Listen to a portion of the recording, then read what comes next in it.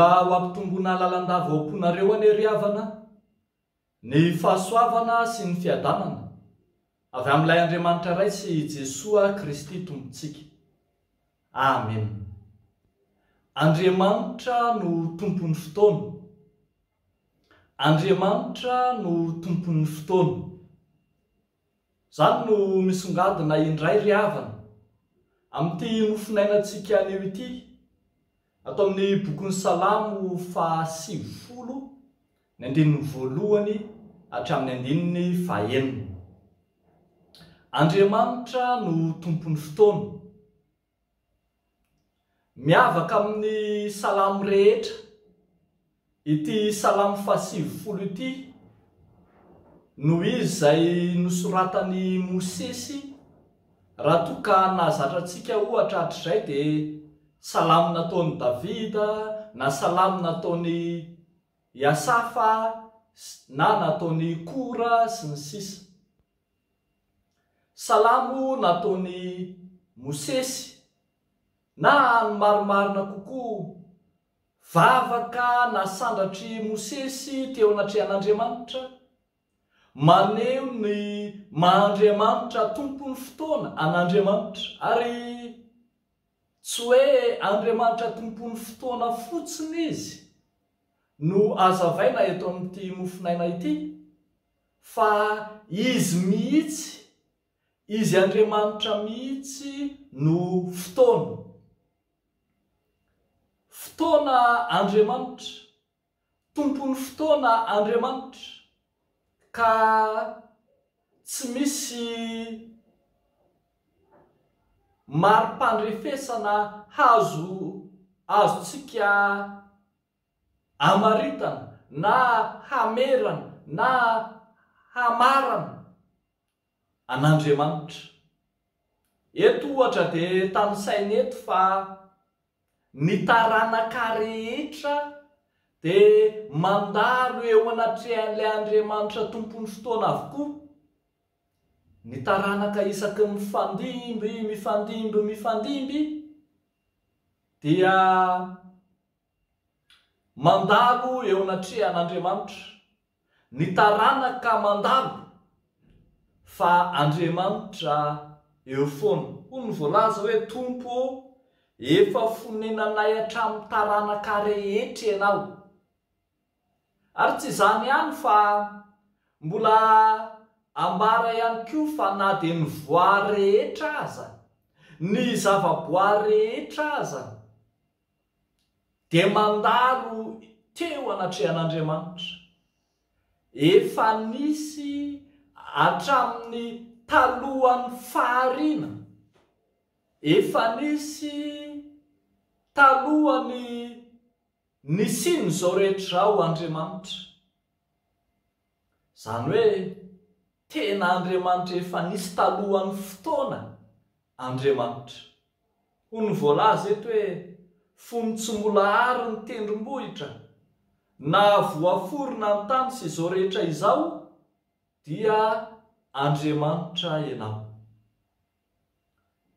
Mandalo eo anatrehan'io Andriamanitra io avokoa maika aza fa ny zanak'olombelona. Rehefa avakitsika ihany ny toyan'ity vakiteny ity dia ambara fa mandalo eo anatrehan'Andriamanitra ihany koa ny zanak'olombelona. Avy amin'izy Andriamanitra ka miverina ho amin'izy Andriamanitra. Ambara aza fa 70 taona ny andron'ny zanak'olombelona, 80 taona ratahiny mateza. Nefa eto dia mifanohatra tanteraka amin'izany ny maha-Andriamanitra, ilay tsy voakajy ny fotoana ny zanak'olombelona. Ary fotoana eo masony dia tahaka ny fandalon'ny omaly, tahaka ny fotoam-piombenana iray amin'ny alina. Ny amin'ny bokin'ny Petera dia milaza fa toy ny ray mpimaso eo anatrehan'Andriamanitra izany. Ry havako malala, ny taranaka, ny olombelona rehetra, ny voary manontolo zany dia samy mandalo tsy mitoetra eo anatrehan'Andriamanitra avokoa. Izy Andriamanitra no nahita ny talohan'ny fisiny, ary izy Andriamanitra no mitoetra maharitra mandrakizay. Raha ny fikadintsika olombelona, ny fotoana dia ilay antsoina hoe kronos, kajiana amin'ny segondra, minitra, ny ora, ny andro, ny volana, ny taona, ny taonjato, ny taonarivo, sy ny fomba samihafa hikajiana izao tontolo izao ny vanim-potoana. Andriamanitra kosa ilay tsy azontsika ferana, tsy azontsika faritana, tsy azontsika ampitahaina amin'ny fotoanan'izao tontolo izao. Tsy hisy amintsika mihitsy anontany manao hoe taonarivo firy reny ny fahaveloman'Andriamanitra, milenera firy reny ny taonan'Andriamanitra, na sanatria anao vazivazin-jazakely manao hoe firy taona re zay Andriamanitra. Ry havako, tsy voakajy ny saintsika izany, fa Andriamanitra mihitsy ny fotoana, ny iainanao rehetra, ny talohan'ny iainanao rehetra, ny aorianan'ny iainanao rehetra, dia mandalo eo ambany masony avokoa. Izy kosa ilay mitoetra mandrakizay. Arak'izany ry havako malala, raha mandalo izao rehetra izao sy ny eo aminy, raha mifandimby mandalo eo aminy zanak'olombelona sy ny taranaka rehetra, raha mitoetra maharitra mandrakizay Andriamanitra, inona no manakana antsika tsy entehitra aminy? Andeha isika hanao tahaka Mosesy mpanompon'Andriamanitra, izay nanoratra ity salamo ity, hiteny fa efa fonenanay hatramin'ny taranaka rehetra ianao, ary dia hialoka eo ambany fialofan'ilay tsy toa, ilay tompon'ny fotoana, ilay tompon'izao rehetra izao, ilay maharitra mandrakizay isika.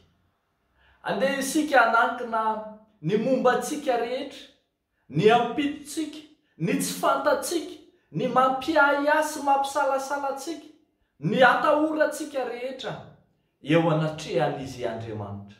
Izy ilay efa mahalala melo sahady, ny amin'izay hitondrana sy heverana antsika tsiraray avy. Andriamanitra tompon'ny fotoana, Andriamanitra ry havako. Andriamanitra no tompon'ny fotoana, koa ny fotoananao aza be fanahiana lava, aza dia fatra mpiazona ny fotoana loatra, aza mangalatra ny fotoana loatra, fa an'Andriamanitra izany. Ndra ianao angalatra ny fotoanan'Andriamanitra, ndra ianao milaza fa tsy manam-potoana lava izao, kanefa dia Andriamanitra manome anao ny vanim-potoana iainanao rehetra. Ndra ianao ilay milaza fa tsy misy fotoana hivavahana, tsy misy fotoana hiainona na hamakiana tenin'Andriamanitra, ilay tsy misy fotoana hanompoana an'Andriamanitra, ndra ho voafitaka sy hamitaka ianao ao anatin'izany, tsarovy fa an'Andriamanitra ny fotoana, ary izy no fotoana, izy no tompon'ny fotoana. Dia an'Andriamanitra irerian'ny voninahitra. Amen. Hivavaka isika. Tsy hitakatry ny sainay Andriamanitra ny fahalebiazanao sy ny herinao. Lay Andriamanitra efa nisy talohan'izao rehetra izao, ary Andriamanitra mitoetra maharitra mandrakizay. I Jesosy Kristy ilay zanakao ilay tokana, ilay tonga tety amin'izao tontolo izao, hamono izao tontolo izao, ilay nanome ny fotoanany rehetra, ny fotoanany manontolo amonjeny izao tontolo izao. Eny, na dia ny apaha-tsegondra teo amin'ny fiainany aza, namonjeny ilay jiolahy teo ankavanana. na fotoana ho anay ianao. Ka dia ndreto izahay Tompo, ndreto izahay fiangonanao amin'ny maha-olom-bovonjonao anay, manokana ny fotoana anay rehetra, manokana ny andronay, manokana ny fahatanoranay, manokana ny fahavelomanay ho anao Andriamanitra. Anompo anao Andriamanitra, eny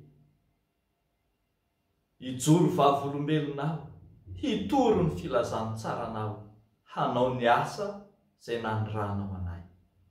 Dia amin'ny anaran'i Jesosy Kristy Tomponay no anaovanay izany vavaka izany. Amen.